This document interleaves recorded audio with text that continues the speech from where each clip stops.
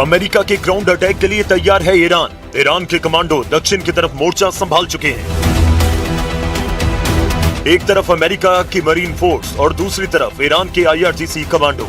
लड़ाई बहुत खतरनाक होने जा रही है, यह आशंका पूरी दुनिया को है। इस जमीनी जंग में कौन किस पर भारी पड़ेगा, इसका फैसला न ईरान में हो रहा है न ही अमेरिका में। इस युद्ध में आगे की लड़ाई कंट्रोल करने के लिए रूस के राष्ट्रपति व्लादिमीर पुतिन ने किया है बड़ा फैसला।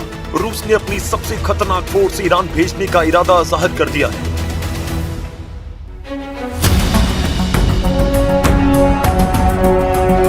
रिपोर्ट है कि पुतिन ने अपनी स्पेशल फोर्स ईरान में उतारने का फैसला किया है। पुतिन के ऑर्डर पर कमांडर कादिरोव ने ईरान युद्ध में उतरने का इरादा पक्का कर लिया। कादिरोव ने कहा कि वो खुद इस जंग में उतरकर अमेरिका से लड़ने के लिए तैयार है।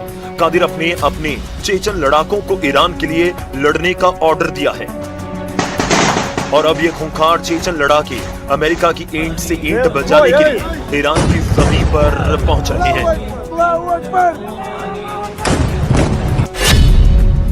ये रिपोर्ट ईरान के सरकारी मीडिया में छप रही है। ये रिपोर्ट अजरबैजान की मीडिया में हेडलाइन बन रही है।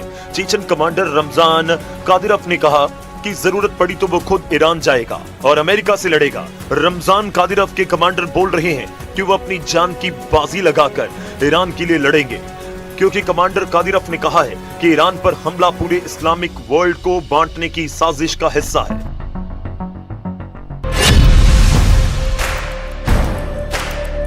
यूक्रेन के मारियुपोल, बखमुत और रूस के कर्स्क में पूरी दुनिया के कादिरोव के लड़ाकों की बहादुरी देखी है। चेचन लड़ाके किस तरह लड़ते हैं, गोली और बारूद से डरते नहीं बल्कि उनके बीच जीते हैं। अब चेचन लड़ाकों की इसी बहादुरी को पुतिन ईरान में इस्तेमाल करना चाहते हैं। ये रिपोर्ट्स बता रही हैं कि अमेरिका को हराने के लिए पुतिन ने अपने जांबाज लड़ाकों को ईरान में उतारने का फैसला किया है।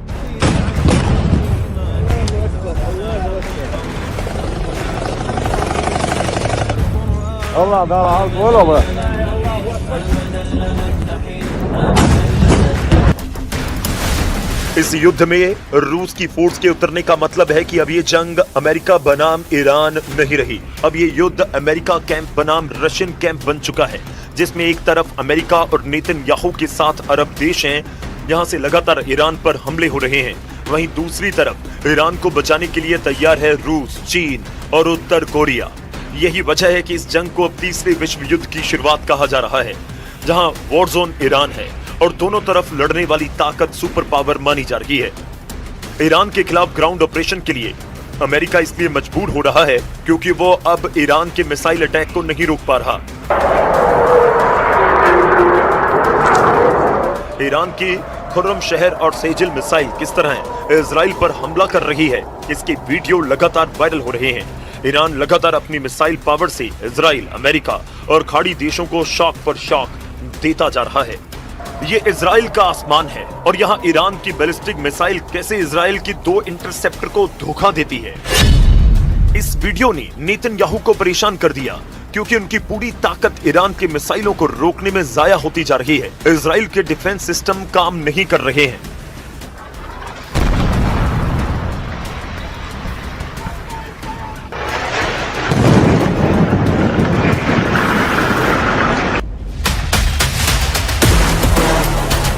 ईरान के क्लस्टर बम जहां गिरते हैं वहां ऐसी तबाही होती है। ऐसे हमलों के बाद की तबाही देखिए और इस दौरान बंकर में पनाह लिए हुए लोगों को देखिए। इजराइल में इस वक्त ईरान की मिसाइलों का बहुत ज्यादा खौफ है और इसकी वजह है वो एयर डिफेंस सिस्टम जो पूरी तरह से फेल हो चुके हैं। अब तक युद्ध में ईरान ने 1200 से ज्यादा बैलिस्टिक मिसाइल दागे हैं, 4000 से ज्यादा ड्रोन हमले किए हैं। ऐसे लगातार हमलों को रोकने के लिए इजराइल, अमेरिका और साथ ही अरब देशों ने पैट्रियट सिस्टम की 2500 इंटरसेप्टर मिसाइल दाग डाली है। ऐसा ही हाल बाकी एयर और मिसाइल डिफेंस सिस्टम का है। आयरन डोम जैसे मशहूर सिस्टम भी फेल साबित हुए और यही वजह है कि इजराइल में हालात बहुत ज्यादा दयनीय हो चुके हैं। वो ईरान की मिसाइल नहीं रोक पा रहे।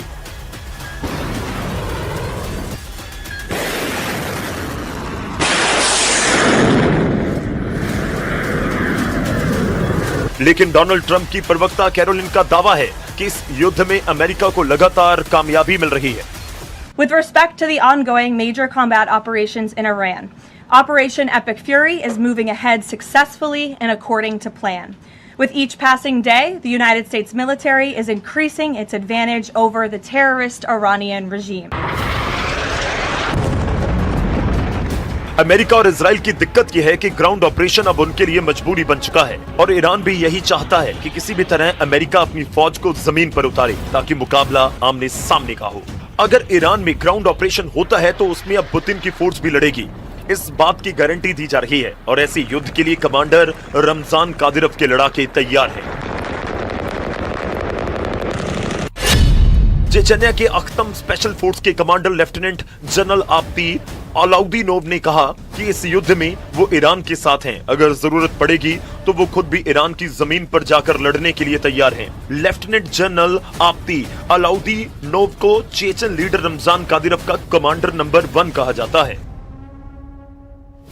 आब्दी अलाउद्दीनोव चेचन्या की अखमत फोर्स का कमांडर है जो कादिरव की स्पेशल फोर्स मानी जाती है और इसी फोर्स ने कर्स्क और मारियोपोल में पुतिन को जीत दिलाई है। यही वजह है कि आब्दी अलाउद्दीनोव कर्स्क का किल कमांडर कहा जाता है और यही किल कमांडर अब ईरान में पहुंचकर अमेरिकी मरीन का सबसे बड़ा खौफ बनने को तैयार है। चेचन्या की फौज कैसे लड़ती है, इसके वीडियो लोगों ने यूक्रेन में देखे हैं। पुतिन का सबसे भरोसेमंद कमांडर रमजान कादिरव और उसका एक एक लड़ाका अगर ईरान में उतरा तो जंग बहुत भीषण होगी। इस बात की गारंटी पुतिन कैंप से मिलने लगी है, लेकिन ट्रंप का मीडिया डिपार्टमेंट पूरी तरह इस युद्ध को अमेरिका के पक्ष में बता रहा है। Iran will no longer have the credible ability to threaten the United States or our allies, which is, of course, the overall objective and mission the president set out when he launched Operation Epic Fury. Trump Iran पर हमला करेंगे या खुद को बचाएंगे या फिर Israel के युद्ध में पूरी ताकत झोंक देंगे। जबकि नेतन्याहू ने साफ कर दिया है ईरान के खिलाफ ग्राउंड ऑपरेशन में इजराइल शामिल नहीं होगा और इसकी वजह है लेबनान का फ्रंट। एक तरफ ईरान पर हमला, दूसरी तरफ इजराइल पर अटैक। युद्ध में एक दूसरे को पूरी तरह खत्म करने के लिए एड़ी चोटी का जोर लगा रहे हैं ईरान और इजराइल। युद्ध कितना लंबा खिंचेगा ये तस्वीरें बता रही हैं। ईरान की पावर ग्रिड पर हमले के बाद इजराइल की बहुत ही खास रिफाइनरी टारगेट बनी है। यह है उत्तरी इजराइल का शहर हाइफा और यहां रिफाइनरी पर हुआ है हमला। तेल के भंडार धू धोकर जल रहे हैं, धुआं मीलों दूर से देखा जा सकता है। ये नेतन्याहू को बताने की कोशिश है कि ईरान पर हमला होगा या फिर लेबनान पर अटैक होगा तो इजराइल तक जवाब जरूर पहुंचेगा।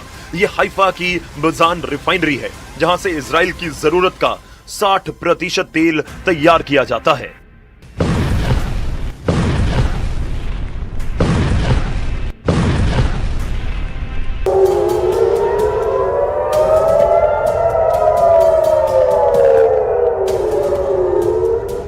इजराइल की सरकार का दावा है कि हाइफा की रिफाइनरी को ज्यादा नुकसान नहीं पहुंचा और तेल की सप्लाई पर कोई असर नहीं पड़ेगा। यही वजह है कि ईरान को रोकने के लिए अब ट्रंप उसकी जमीन पर उतरकर लड़ना चाहते हैं। इसके लिए अमेरिका के 50,000 सैनिक तैयार भी कर दिए गए हैं। ईरान की सेना ने कहा कि फारस की खाड़ी और हॉर्मुज के समुद्री गलियारे में अमेरिका की फौज पहुंची तो वो शार्क मछलियों का खाना बन जाएगी। ईरान की नौसेना ने कहा कि जिस तरह उसके जहाज को अमेरिका की पनडुब्बी ने श्रीलंका के पास डुबोया था उसी तरह अमेरिका के जहाजों को ओमान की खाड़ी में डुबो देंगे। جمهور آمریکا ثابت کرده تنها زبانی که میشناسد زبان زور است.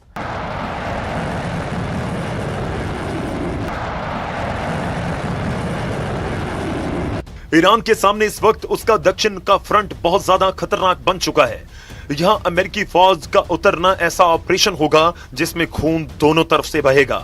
इस बात की गारंटी डोनाल्ड ट्रंप और ईरान दोनों तरफ से दी जा रही है, लेकिन ईरान की वार्निंग ऐसी है जिसे ट्रंप और उनके कमांडरों को बहुत ही गंभीरता से लेना होगा।